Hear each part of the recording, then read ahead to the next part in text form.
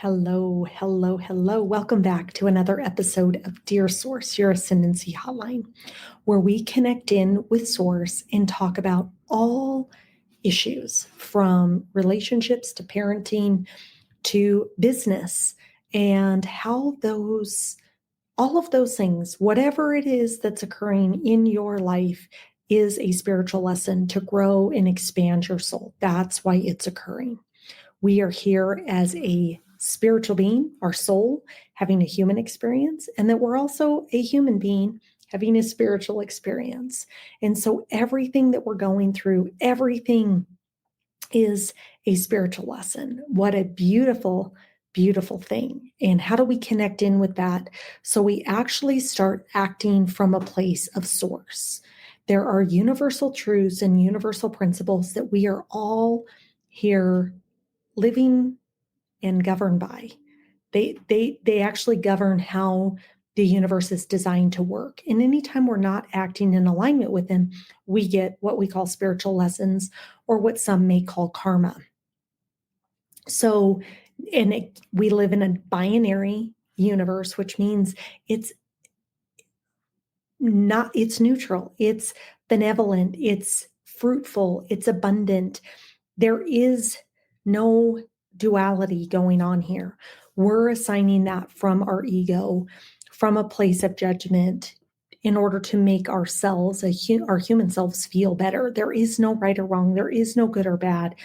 There's just isness. And when we are not in right relationship with the universe, of understanding that we are one with everything, we're here to coexist in oneness with the whole, and to live within that principle, we get corrected back to that. We are here to exist in relationship. Everything exists in relationship. So as we get grounded in and know that those are the principles that are governing us, and that we are here to shine our divine, beautiful light because we are our souls, we want to get connected in with how do we bring that energy, that presence into everything that we do. And today we got a letter from somebody that deals with their work environment. And so this is going to be a great conversation today. Could not be more excited. For those of you tuning in, please like, share, comment, subscribe, all the beautiful things. Share this message with who needs to hear it as we go through. Because again, this was asked of me to be a channel of source of how do we look at this and start to elevate in the world? And the other thing before we jump into the letter that I would really offer is we're evolving as a human species. Our consciousness on our planet is rising, which means that the consciousness, as it rises, we have to then align with different principles that have always governed us, but we have been maybe unaware of, knowing that they're at play. And we're entering an age of truth. We're entering an age of energetics, which means energy doesn't lie. We have to come into our truth, and we're seeing that across the planet. And so how do we step into our truth? We step into our truth through our authenticity, by understanding the essence of who we truly are. So without further ado, let's get into today's letter. And today's letter reads, Dear Source, I'm finding it increasingly difficult to navigate my role working for a business owner who avoids accountability at every turn. It's as if you're constantly leading from a place of fear and scarcity, setting the tone for the entire business to operate in a survival mode. Anytime challenges arises, they make sure there's an out for themselves, sidestepping any real responsibility. It's becoming clear they're unable or unwilling to take direct conversations or have direct conversations about tough issues, likely out of fear of confrontation. The lack of accountability is making it almost impossible for the team to trust their leadership or feel supported. I find myself working harder to fill in the gaps and keep up morale, yet I feel drained. knowing my efforts can only go so far if the person at the top refuses to step up. The fear-based decisions have created a culture of instability, and the scarcity mindset feels contagious. How do I navigate this situation without losing my own sense of purpose and integrity? Is there a way to cultivate a positive environment despite the top-down negativity? If so, how can I create a culture of accountability and openness even when the owner won't model it? Sincerely seeking stability in a storm. Okay, deep breath there. So, what I would offer up to the collective here would be number one, I would share that what I'm seeing out in business is this realignment that's occurring when it comes to how businesses are going to have to operate. And they're going to have to operate from a space of truth. And they're going to have to operate from a state of giving and receiving. So when I talked about the oneness principle, that we all exist in relationship. In order to exist in relationship, how we can look at that as a human being is to do no harm or to love our neighbor as we love ourselves.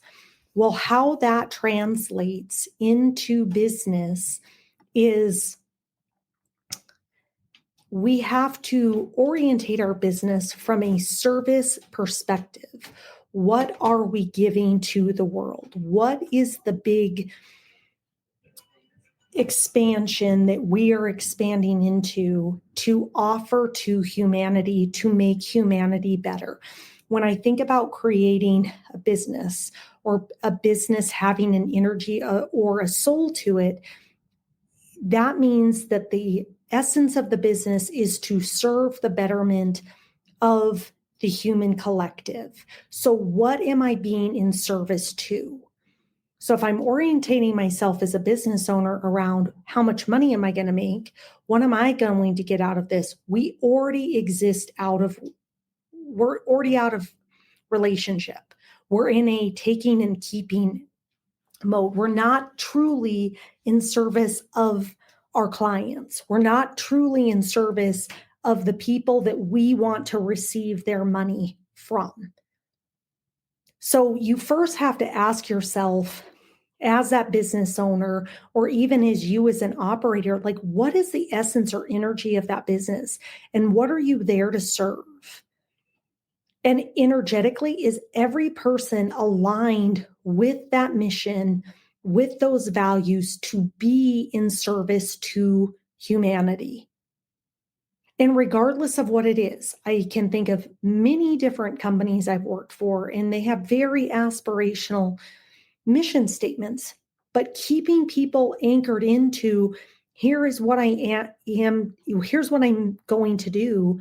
And am I doing that in every moment that I'm showing up to work? Does that mission align with my purpose as, let's say, an employee to then be able to serve humanity? And if the answer is yes, then everything that you start to do just starts to align. Are we serving the local community?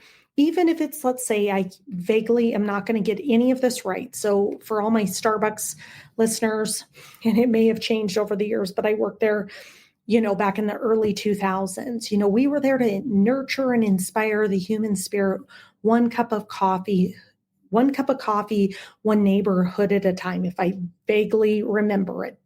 That might be wrong, but it's my best recollection at this moment.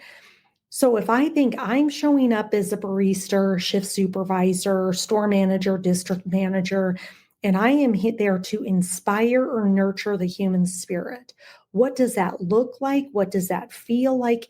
Am I aligned with nurturing and inspiring the human spirit? I'm there to be in service. I'm there to give to the community. I am there to connect and get to know every person's name. And that's how brands like Starbucks got built. But then brands like Starbucks have challenges, as all brands do, because you don't stay so anchored in why you started and how you wanted to serve the world, because you start to think about profit and you start to think about a variety of other things that then start to take away from why did we start to begin with? How do we turn back to that as we grow and become a global brand with hundreds of thousands of employees? How do we get each one of them anchored in that service, in that mission, to say, this is how we show up? This is how we show up for each other as employees to work. This is how we're showing up for the consumer. And then this is how, as a company, we're showing up to serve who is actually making the money for us. So is that being reciprocated all the way around? What we're finding in business and what you're kind of highlighting here is everything has to be done in a people-centric way because we are human beings. There's not one brand that can get away from being focused on the people being the employees and people being the consumers that they're reaching out to.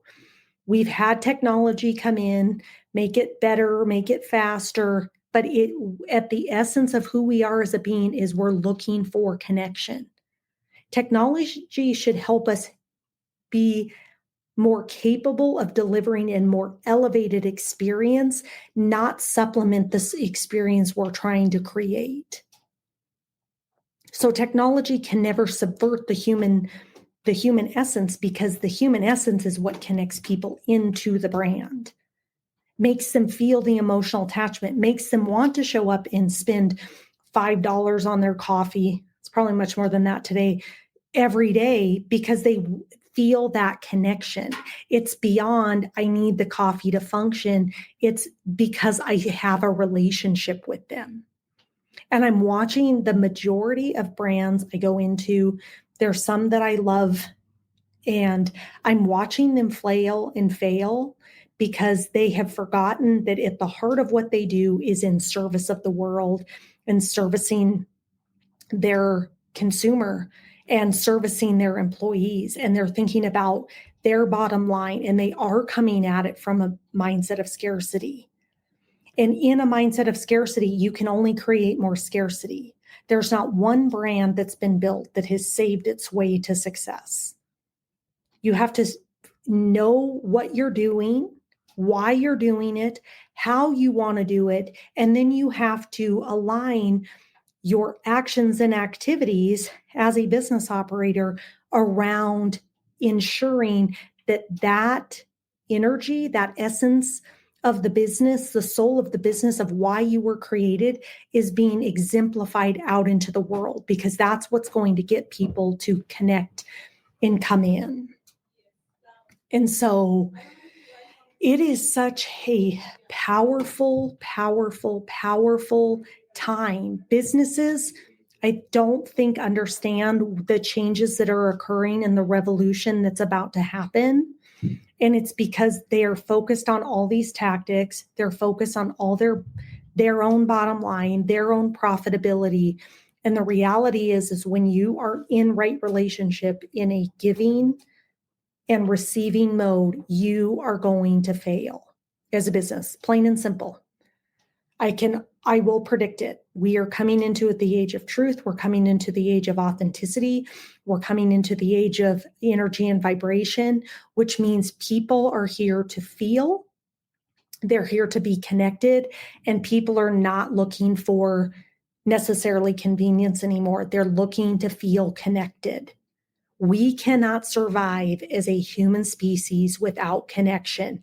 And that is prevalent. The whole essence of who we are is through the oneness. So we can't escape that in anything that we do. We need that to exist in relationship with everything. And people are looking to that in business. And I've watched businesses where it's like they just don't have it. There's not that it factor anymore. People don't want to pay X because it's flat. The employees are disengaged because the owner operator is coming from a lack mindset and they're trying to cut and they're short staffing and they're taking this away and they're not doing this. Like all of those are energetic. So all of those affect the vibration of what you're putting out to then what you receive. And it's not for a lack out in the world. There are businesses thriving because they are anchored into the energetics of incredible, incredible abundance in serving, radical understanding of how the universe works and being in service to humanity. Those companies are receiving tremendous rewards because they are doing good in the world. And you're rewarded with that. Putting out good energy, you receive good energy. If you're putting out scarcity, you're going to receive scarcity. That's how the universe has to work. It has no other way. And then it's like, we'll just try harder. We'll try this marketing tactic or we'll do this. No, you have to fix the soul, the essence, the energetics of your business. You as an owner operator and how you're orientated to it, how you're creating an environment for all your employees to orientate to that. And then that vibration gets sent out because the consumer then is going to feel that. You will have results beyond your wildest dreams if you focus on the soul and the energetics of the business and coming into right relationship with the natural laws of the universe and using those to govern how you do business versus like what an MBA class told you. Because ultimately, you're going to find out that you will be unsuccessful or you'll be able to produce results for a specific period of time, but then you'll find they fall off and then you can't maintain it. So ultimately, at the end of the day, we are here to be governed by the universal truths and the universal principles. And we are here to work in one with all the relationship of everything. And that's where my expertise and what I've actually been called to do is how do you get people connected into the soul, into the energetics of the business? How do you use shamanism and principles of oneness to help people realign? How do you get organizations to align with mission, values, vision, to go into the world and serve and up-level humanity and to create environments where your people that are the greatest resources, that the only resource that you have, that you unlock their limitless, their unlimited capacity to serve your organization because you see them as the diamond that they are. You have the magic already there. Are you willing to unlock it? Are you willing to trust your employees? Are you willing to take a step back? Are you willing to get out of fear? I could talk for 2 hours on this because stifling your employees' creativity, not activating them, having command and control, dictating when they work, when they take days off, when you can do this, you are squeezing the life out of your business because you're squeezing the life out of the energy that is then supposed to connect in with your mission and values to then connect out with people to be in service to the world. So if you want to succeed going forward in business, I invite you to call me up, attend my upcoming workshop about connecting in with the soul of your business. What's it trying to tell you? How do you align into it? How do you heal it and fix it and realign it to then go into the world to serve in order to receive? So seeking stability in a storm, let's connect. Book a session with me. Let's talk. Let's talk about how you as a leader embody these principles and create an environment where this is pervasive, that the understanding that the universe is abundant and friendly and benevolent is exuded through you, and that your team sees nothing but opportunities, prosperity, and abundance. So book a call with me, come to my workshop, lots more to come on that. Join my community that I'm building where we can have these conversations. So much to come, but I would just offer we are human beings having a spiritual experience, and we're spiritual beings having a human experience, and we are here to obey and follow the natural laws of the universe. And anytime we're not, we're going to be corrected. So until next time, trust the process, honor your truth, and stay connected to source.